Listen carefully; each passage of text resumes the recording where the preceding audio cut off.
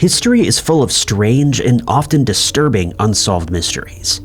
As more time passes, it's often the case that these mysteries may never be solved. There's always the possibility that new information could come to light and change that, though. Number 10. It's normal to hear stories about World War II planes which mysteriously vanished while over open ocean, or even over Europe, where the fighting was taking place. A much less common story is for a plane to disappear over the continental United States during that same period. But that's exactly what happened one night in July of 1945. A B-29 plane took off from Texas around midnight on July 14, 1945. On board were 11 men, led by Air Commander First Lieutenant E.J. Sitcher. It was a simple training exercise, a 3,000-mile flight to Duluth, Minnesota, then to Wolf Point, Montana, and back to Texas. But as the plane flew over northern Minnesota, it quickly became clear that something was wrong. It was roughly 5 hours into the flight, and engineer Keith Hudson was transferring fuel from one tank to another when he suddenly was overpowered by the smell of fumes. As Hudson lost consciousness, the other men on board also began to suffer. Men started to lose control of their legs and hands, making it difficult to work the controls on the craft. They tried to open the bay doors and dump fuel, but the doors were stuck shut. Sitcher ordered them to put on oxygen masks, but tried to solve the situation while they remained in the air, but it was no use. The crew had to bail out of the flight. None of the men had ever used a parachute before, and these definitely weren't the best conditions for a first attempt. But one by one, the men poured out of the aircraft. The unconscious Hudson was strapped into a parachute and pushed out. Thankfully, the rush of cold air woke him back up.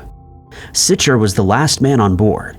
He set the plane on autopilot at 9,000 feet, directing it towards Wolf Point, then bailed out himself. The men were scattered over a 15 to 30-mile range of rural Itasca County. Most landed in fields, but one man landed in Napoleon Lake. As he came ashore, he found a fisherman sleeping in his car and managed to get help. Quickly, a search and rescue operation got underway. All 11 men were located. 2 were suffering from minor wounds, but everyone had survived the incident relatively unharmed. Once the men were found, the next mission was to locate the plane, and that would prove to be much harder. There were a few witness reports of a plane breaking apart mid-air or crashing into some remote region, but none of these stories could be substantiated. Searches of the surrounding area and along the path to Wolf Point turned up no trace of the plane. Most assumed that the plane had crashed somewhere in the Rocky Mountains. If it managed to get past the mountain range, though, it was possible it had flown out over the Pacific Ocean. The plane was never found, which meant the exact cause of the problem would remain a mystery. Number 9. According to legend, the city of Vineta once sat on the southern coast of the Baltic Sea. Sometime around the year 1170, the city was plunged into the waters, never to be seen again. It's easy to see why Vineta has been given the title Atlantis of the North. It's much harder to determine whether Vineta was actually just a myth like Atlantis, or if the legendary city was based on something much more real. If the stories are to be believed, Vineta was once one of the most powerful cities in Europe. It was an important trading hub and received visitors from as far away as the Mediterranean and the Iberian Peninsula. Stories told of a rich melting pot of different cultures from all over Europe, and a place even richer than the city of Constantinople. The 10th century traveler, Ibrahim Yaqub, was one of many people to write about the city. He described it as a large city by the ocean with 12 gates, the greatest of all cities in Europe. He placed it in the northwest of Poland, in a marshy area near the sea. The so-called greatest city in Europe had its wealth on display. The gates were made from iron and bronze. The towers were gilded, and the bells of the city were made from silver. Stories told of children playing with silver coins. But Vineta wasn't only compared to Atlantis due to its immense power, but also for how it vanished. The citizens of the city were warned multiple times that their greed and incredible wealth would lead to Vineta's destruction, but they didn't listen to the warnings. In the end, the city was engulfed by an enormous wave and dragged to the bottom of the ocean. Some versions of the story state that all the riches sank with the city, while others claim it was plundered by the Vikings. The silver bells were apparently left behind, and can still be heard even when the sea is calm, ringing to remind people of the city's fate. Like with Atlantis, there is a moral behind the story of Vineta, but that hasn't stopped some historians and scientists from believing there may be some truth to the story. It's unlikely that Vineta was quite as rich and powerful as the stories state. Such an important city would have appeared much more often in writing from the historical time period when it was dominated, but it may have been a regionally significant city. There are also no contemporary records of the destruction of the city. That doesn't mean it didn't happen, but it was likely not significant enough for major powers who were writing history at the time.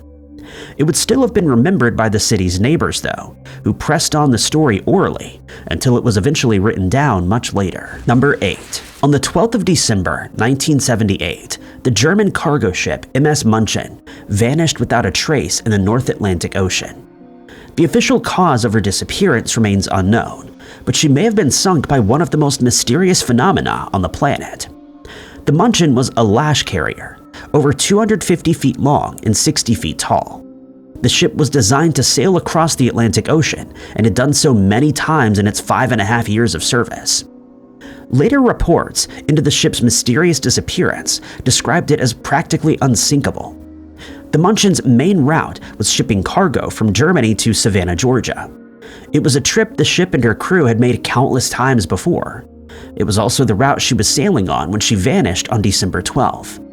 The ship was carrying a cargo of 83 lighters, packed mostly with steel products. It also carried a replacement nuclear reactor vessel head, destined for the Combustion Engineering Inc. The ship left port on December 7th and began its trip westward.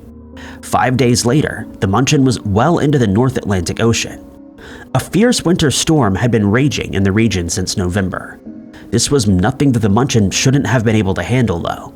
It had sailed through many storms just like this. Just after midnight on the day of the disappearance, the radio officer was chatting with a friend over a channel used for unofficial business. He told his friend that the ship was weathering a brutal storm. There'd been some damage, but it wasn't anything to worry about. To him, it seemed like just another day on the job. The communication started to become difficult to make out. The weather was interfering with the signal. Eventually, the radio officer decided to end the conversation rather than switch to a different channel. A few hours later, at 3:10 a.m., the Munchen started to send out distress signals. These were fragmented, but the ship was able to send off an estimated position, and the phrase 50 degrees starboard. It was assumed this meant the ship was listing starboard. The fact that the communication was being done via Morse code was also worrying. That likely meant that the ship had lost power. Even though emergency distress signals had been sent out, it was a while before the search for the Munchen began. The ship was obviously in trouble, but nobody realized just how significant the trouble was. When the search did eventually get underway, there was a new problem. Boats and planes arrived at the location the Munchen had given, but there was nothing to be seen. An extensive search over a large area got underway, but little was found.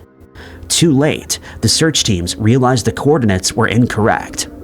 Weak, likely automatic distress signals were sent out for a few days before all communication ceased. Over the following days, only a few pieces of wreckage were ever found. It wasn't until February that the most intriguing of these pieces was located. It was the starboard side lifeboat, which usually sat high above the water. The boat had been ripped out of its holdings by something impossibly tall and powerful. It wouldn't be until years later that scientists realized what this powerful force was. Rogue waves had long featured in stories from sailors, but scientists dismissed them as nothing but stories. It was believed to be physically impossible for waves to have enough energy to rise to the heights needed to overpower the Munchen. It wasn't until 1995 that a rogue wave was scientifically recorded. In the past 30 years, research has been done into the strange phenomenon, but it remains mysterious. Even how these are formed out in the open ocean is unknown. Today, it's believed that a mysterious rogue wave was responsible for the sinking of the Munchen, but the ship's wreckage has never been found. Number 7. The Cold War was a period of history filled with secrets and espionage, and this led to many mysteries that still remain unsolved to this day. One of those concerns is the fate of the crew of the turbulent Turtle.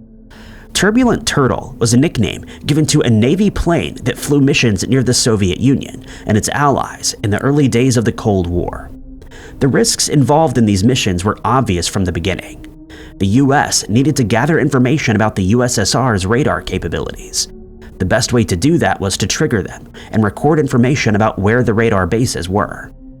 Officially, the US claimed these missions were nothing more than navigation missions or routine training exercises. Of course, the Soviet Union didn't believe this. On April 10, 1950, the 10-man crew of the Turbulent Turtle was on one of these special electronic search project missions. The plane took off from an airbase in Germany and traveled near the Eastern Bloc. The men inside would have been hunched over electronic radar equipment, listening for the USSR listening for them. While over the Baltic Sea, the plane was approached by 4 Soviet aircraft. It was ordered to land, and when it did not, the Soviet planes opened fire. The Turbulent Turtle had no way of defending itself and quickly crashed. Exactly what happened that day remains a mystery. Initially, the US simply stated that one of its planes had been lost. Meanwhile, the USSR claimed that the Turbulent Turtle had violated Soviet airspace and opened fire on Soviet planes. This was despite the fact that the spy plane wasn't equipped for air-to-air combat. The USSR didn't help to search for the missing plane, though may have started a separate, secret search to locate the aircraft first. US investigators would locate a few pieces of wreckage, including a lifeboat that still seemed to be relatively intact. It was possible that the plane had managed to land. Soon, there were rumors that some of the crew members had survived. Years later, survivors of the Russian gulags claimed to have seen the missing airmen. Even the pilots of the planes who had taken down the Turbulent Turtle claimed that the man might have been taken prisoner. There was no evidence of this, though. It remained likely that all 10 men had lost their lives in the crash. The secrecy surrounding this period of the Cold War makes piecing together the truth behind this mysterious event almost impossible for investigators. It wasn't until the 1990s that the US admitted the truth behind the Turbulent Turtle's flight. For 4 decades, it maintained that this had been a simple navigational flight from Germany to Denmark. This was even though this obviously wasn't the case. The fact that the US maintained the lie made it difficult to figure out which parts of the story were actually true. Officials from the Soviet Union also didn't help to reveal the truth. Details like the plane attacking Soviet aircraft were obviously untrue, but it's less clear whether the plane was actually in Soviet airspace or international airspace like the US maintained. Unfortunately, after the Soviet Union collapsed, it emerged that records of this event were destroyed in the 1950s. The true version of events from the USSR's point of view were lost to history. Number 6. For decades, many of the details of the Chernobyl nuclear power plant disaster remained a mystery, as the Soviet government classified those details as top secret. Over time, new information eventually came to light, and today we know almost as much as possible about exactly what happened on April 26, 1986. But there may be some things that still remain classified. Anatoly Razkasov was one of the first people to take photos of the destroyed nuclear power plant. There's still some debate as to who actually took the first photo of the disaster, though. As a photographer at the plant, it's likely that Anatoly had the first opportunity. Anatoly lived in Pripyat and had no idea about the disaster until he was called to the plant at about 9 a.m. He was told that officials didn't know the full extent of the damage and needed photos from the air to assess what needed to be done. The photographer was sent up in a helicopter with 2 officials from Moscow who'd come to assess the situation. The air was thick with smoke, but the real danger they all faced was something that couldn't be seen by the naked eye. Anatoly had to open the window to get clear photos of the disaster. He would later describe hanging out of the helicopter with a soldier hanging onto his legs so he didn't fall. After the helicopter trip, he was told he needed to take more photos from the ground level. Throughout the day, he rode around in a fire engine, snapping photos on 2 different cameras. At one point, he took a photo of some graphite blocks lying on the ground, hopping out of the truck to take the photo with one of the cameras. When the trip was over, he started to develop the photos. It was then that he made a disturbing discovery. All the photos from one of the cameras came back completely black. The film had been destroyed, likely due to the radioactive energy from the graphite block. Thankfully, the film from the second camera was still intact, and these photos could be developed. Anatoly returned to the station, and the photos and film were confiscated by the Soviet secret police. Years later, a few of these photos were published in a book on the Chernobyl disaster, though Anatoly was not credited for them. But it's believed that many of the photos he took that day were never made public. It's possible these photos at this point no longer exist. Much of the classified information once held by the KGB on the disaster has since been made public, though.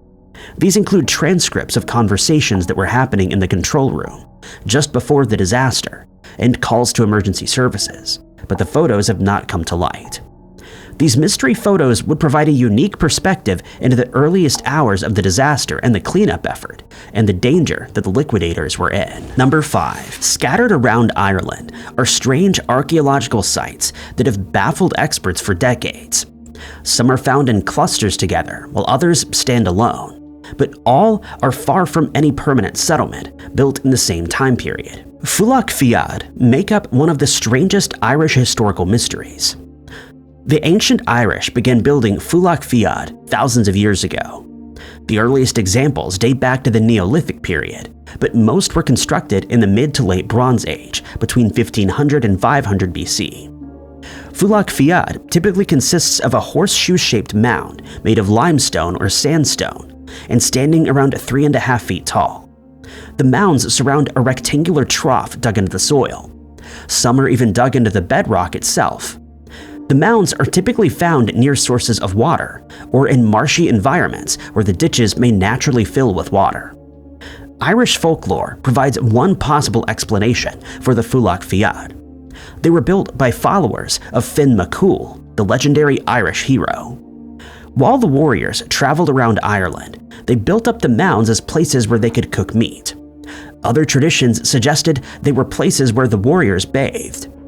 Even if McCool was a real person, Fulacht Fiad were built over such a long period of time that it's unlikely that the warriors of one man were responsible for them. But that doesn't mean the story doesn't provide clues as to what they may have been used for. Archaeologists have suggested that cooking might have been the main purpose of these mounds. In Irish literature, the word Fulacht is usually used to describe a cooking site, and Fiad means wild deer. This would suggest the term Fulacht Fiad is used to describe a place where wild deer are cooked. Experiments have shown that it's possible to cook meats in this kind of setup, although it would take an extremely long time and wouldn't necessarily be the most effective way of doing so. While charred rocks have been found, no food waste has been located at the sites. The name may also be a red herring, as these were likely given to sites much later, possibly by others simply guessing at what the sites were used for.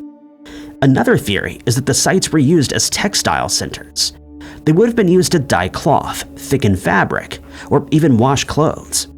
Experiments have shown that this too is possible using the mound and trough design. More recently, historians have suggested that a Fulacht Fiad may have been used to brew alcohol.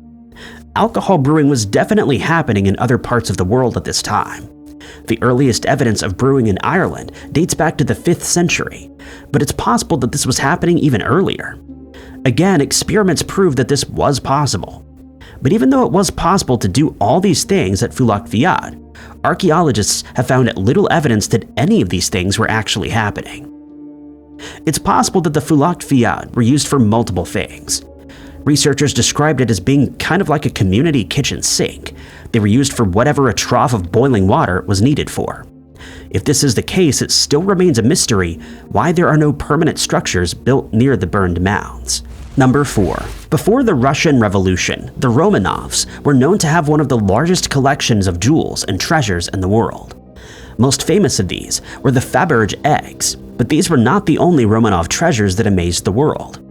While most of these treasures are now preserved in the Kremlin's Diamond Fund collection, the location of many items remains a mystery. One of the biggest hurdles to solving the mystery of the Romanov jewels is that there was no official inventory before the revolution.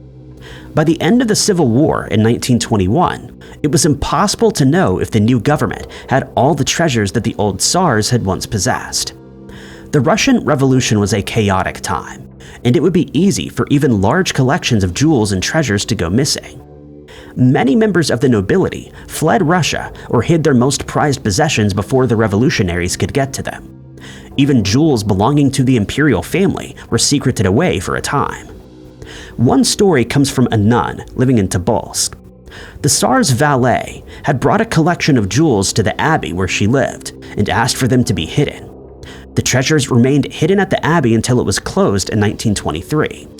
She then hid them in a well, but worried they would be damaged there, and instead stored them in the house of a local fisherman. The fisherman then went to the authorities, and the treasure was seized. In the decades after the revolution, there were many similar stories of treasure caches being found. Even today, there are stories of jewels and other items hidden away during the revolution that still remained hidden. To add to the chaos, the First World War was also raging in the West. In 1917, a collection of jewels worth hundreds of millions of dollars was moved from Leningrad to Moscow to stop them from falling into the hands of the Germans. But details of this move were never recorded, so for years the government believed they'd lost a huge amount of jewels. It was thought that the White Army may have taken possession of them. It wasn't until 1921 that the jewels were found. Even considering just the items the government knew of in 1921, some of the jewels mysteriously disappeared not long after. In 1925, a photographic inventory of all the crown jewels was put together in a collection of catalogs. They were known as the Firstman catalogs. They were used to squash rumors that the Soviet government had been selling the imperial crown jewels in secret to entice potential future buyers. Not long after these were published, most disappeared from view. Today, even these catalogs are treated as important historical relics. But in 2012, researchers at the U.S. Geological Survey Library noticed a strange discrepancy.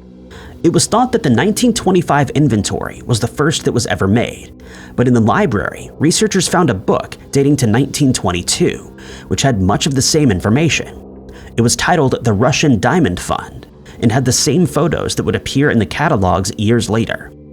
It's believed that this was a prototype of the future books. Importantly, there were 4 pieces of jewelry in the 1922 book that never appeared in the 1925 collection.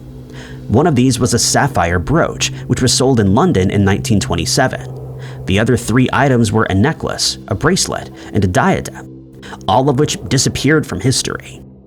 Thankfully, most of the historically important crown jewels, like the Russian imperial crown and the imperial scepter, have been preserved and remain at the Kremlin. But the fate of the many lesser-known tiaras, jewels, and treasures remains a mystery. Number 3. Many of the unsolved mysteries of World War II concern the fates of ships and planes which disappeared while on duty. The mystery of the HMS Glorious is different. Historians know exactly what happened to the British aircraft carrier. The event was even captured on camera by a film crew on an enemy ship. The real mystery is why it happened. It was June 1940. A mission to keep Axis powers out of Norway had failed. There was a rush to get people and machinery out of Norway and back to safety in Scotland. This was Operation Alphabet, and it was the last mission that the HMS Glorious would serve on. Glorious was originally a battle cruiser, which had been converted into an aircraft carrier before World War II. It had a fuel issue, which meant it could only remain on the battlefield for a few days before returning to port, but this wasn't enough to stop it from being part of Operation Alphabet. It was a very daring mission. Planes that didn't have the equipment to land on an aircraft carrier had to be rescued. Sand was put in the tails of the planes, and the Glorious charged into the wind to effectively give the pilots a few extra feet of runway. It was enough. In the early morning hours of June 8th, 7 Hawker Hurricane fighters landed safely on the carrier. Unfortunately, they would never make it back to Scotland. HMS Glorious Captain Guy Doyley Hughes requested permission from the Vice Admiral to separate from the rest of the convoy and head back to shore alone. Permission was granted, and the Glorious set off across the North Sea with just 2 destroyer escorts. On the afternoon of June 8th, the 3 ships were attacked by 2 German battle cruisers, and 2 escorts tried to defend the Glorious and put up a good fight, but there was nothing that could be done. All 3 ships were sunk. Hundreds of men were sent into the frigid waters. Only around 40 people survived. Only 1 ship had even picked up distress signals from the Glorious, and this was the Devonshire. which was also part of the evacuation. Specifically, the Devonshire was bringing the Norwegian royal family and cabinet to the UK. According to those on board, they'd picked up a garbled message from the Glorious, but hadn't been able to make out what was going on. That didn't stop the cruiser from picking up speed and starting a zigzag course, as it had suddenly realized it too might be in danger. Even though we know what happened to the Glorious, the main mystery is why it happened. Specifically, why the ship had set off on its own rather than stay with the rest of the convoy. The official version of events is that it was running low on fuel. This wouldn't be out of character for this particular ship, but if this was the true reason behind the disastrous decision, that wouldn't explain why records of the investigation into the matter were sealed for 100 years. Other theories are that Captain Doyley Hughes had been in a rush to return home and court-martial one of his subordinates. During his penultimate mission, he'd gotten into a disagreement with the Director of Air Operations, Commander J.B. Heath. Heath had refused an order Doyley Hughes made and had been put to shore at the end of the mission. The decision had saved his life. He was under house arrest at the time of the Glorious's sinking. Another theory is that the Glorious was supposed to be taking part in Operation Paul, a secret plan to mine the waters around neutral Sweden to stop iron from being exported to Germany. The plan never went ahead. If this was the true reason why the Glorious was alone and vulnerable, it would only add more controversy to an already controversial plan. Number 2. Population Y is the name given to a mysterious group of ancient people whose descendants live today in some of the most hard-to-reach places in the world. Just how they came to one of those places is a mystery. Researchers still have many questions about the migration of the first humans into the Americas. We know it happened during the last ice age, when lower sea levels allowed people living in Siberia to travel across the Bering Land Bridge in the very north of America. The precise timing of this event and the migrations southwards is still something that remains a mystery to this day. It was originally believed that this was one single population group, which then separated into different indigenous American populations after moving into the New World. Native Americans today are most closely related to East Asians, and analysis of DNA from ancient remains lines up with this theory too. But new research into indigenous people living in the Amazon shows that this may not have been one single group. DNA analysis from the Surui and Cartiana people in Amazonian Brazil showed markers of a mysterious second population. This was only a small fraction of their DNA, around 2%, but it showed that these groups of people were related to Australasians. The same markers are only found in Aboriginal Australians, Melanesians, and Andaman Islanders. This was shocking to researchers, but the more research that was done, the more it was clear that this wasn't some kind of fluke. More examples were found outside the remote Amazon region, in people who did live in the Brazilian plateau and in Peru's Chotuna people. The mystery would only deepen when the ancient remains from an archaeological site named Lapa do Santo were analyzed. Here, one of the individuals buried at the site had 2% Australasian ancestry. The site is believed to date back to between 10,000 and 8,000 BC. This didn't mean that the Amazonians with this DNA were descended from Australasians. Researchers believed it was very unlikely that ancient Australasians managed to cross the Pacific Ocean 10,000 years ago. The Polynesians would only make it to Hawaii around 1000 CE. Instead, the evidence showed that the mysterious population Y were the ancestors of both the Australasians and these small groups of people in South America. Researchers believe that in ancient times, population Y had lived much further north, around the region of modern-day China and India. At some point, the group had split into two. Some went north over the land bridge and into the Americas. The rest went south, populating Australia and the surrounding islands. But it's not clear just how population Y made it to the Amazon without leaving behind any evidence in North America. Modern Native Americans and First Nations people in Canada show no population Y markers.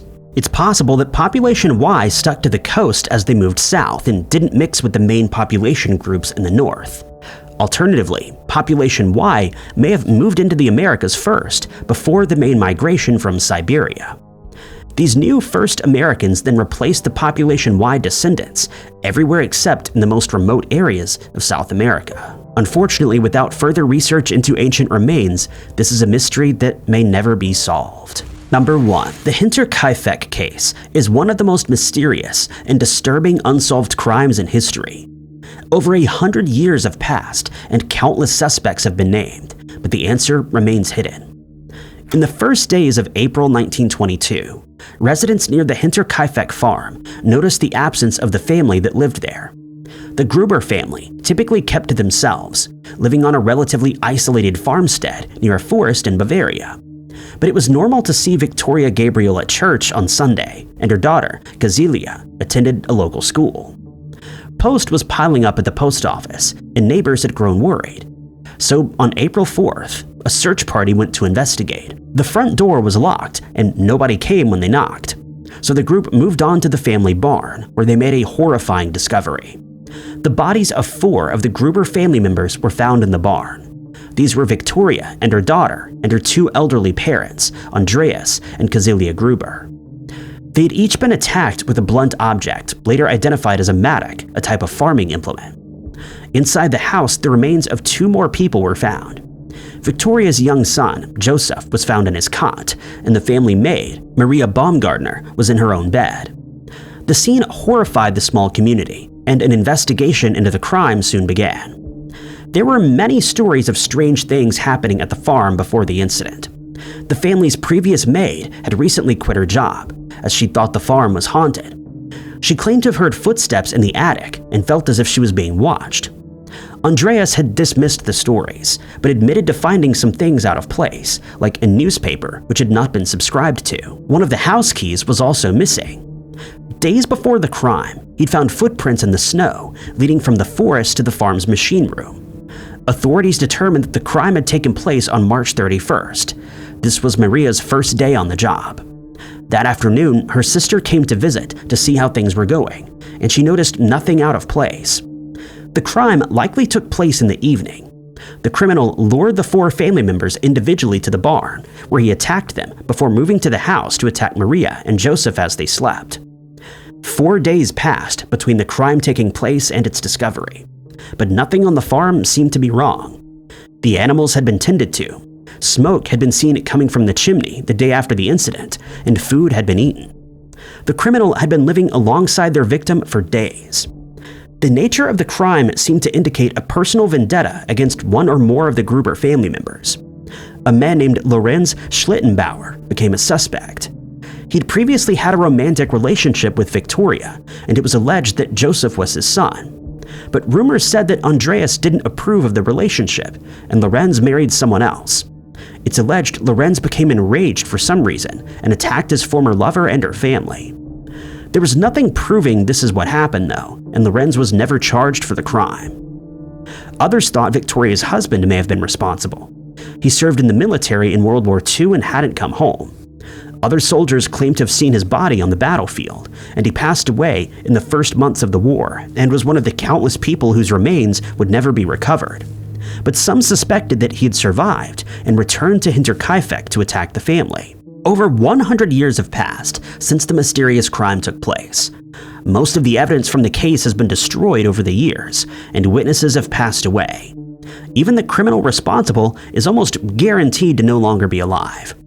They likely took the answer to this mystery to their grave. Thank you guys so much for watching. If you liked this video, be sure to hit that like button. Also, don't forget to subscribe and click that notification bell to keep up to date with all of our future uploads. But my name is Ty Knotts, and I'll catch you guys in the next video.